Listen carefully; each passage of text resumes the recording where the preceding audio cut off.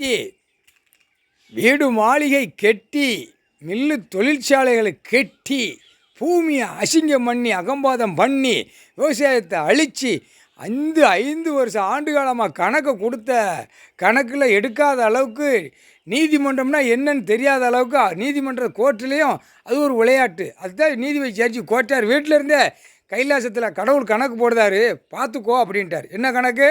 இராணுவ முப்படை வானரப்படை வரல சிட்டி கிராமத்தை அவங்களே அடைச்சிருவாங்க. சரியா? நீங்கள் தான் அடைக்கணும்னு சொல்லி கணக்கெல்லாம் கிடையாது. நீதிமன்ற கோர்ட்டிலேருந்து நீங்கள் தான் அடைக்கணும்னு கணக்கு கிடையாது. கைலாசத்தில் கோர்ட்டில் ஐயா போட்டார், நீதிபதி ஜட்ஜி கணக்கு போட்டார். சிட்டி கிராமத்தை அவன் இராணுவ முப்படை வர உள்ளே இறங்கி வர இல்லை சிட்டி கிராமத்தை அடைச்சிருவான். அடைச்ச உடனே கணக்கு போட்ட திரை லோகத்தில் விட்ட கணக்கில் அவன் எடுக்க ஆரம்பிச்சிடுவான். எடுத்த உடனே இந்த இடம் விற்க போகிறவன் வாரவன் புரோக்கர் இறக்கர் எல்லாம் அள்ளி போவேல ட்ரெயின் பஸ்ஸில் ஏற்றுவான். ஏற்றி போய்கிட்டே இருக்கும். அரசியல்வாதி அங்கங்கே எந்தெந்த ஸ்கோட்டில் நிற்கானோ, எந்தெந்த எவ்வளோ அரசியல்வாதி கிடக்கணும் அந்த இடத்துல பூராமல் இராணுவ முப்படை உள்ளே நிற்பான். ஏன்னா வீட்டு மாளிகை எரிச்சிட்டார், வீட்டு தலைவாசலை எரிச்சாச்சு. இனிமே அவன் காலை வச்சு வெளியே வர ஓட்டு முத்திரை கேட்க அவன் காலு கை உடம்பு அவன் குடும்பம் கண் மூளை வரைக்கும் எரிய விடுவார். தக்கன்னு எரியும். கடவுள் பவர்ரா.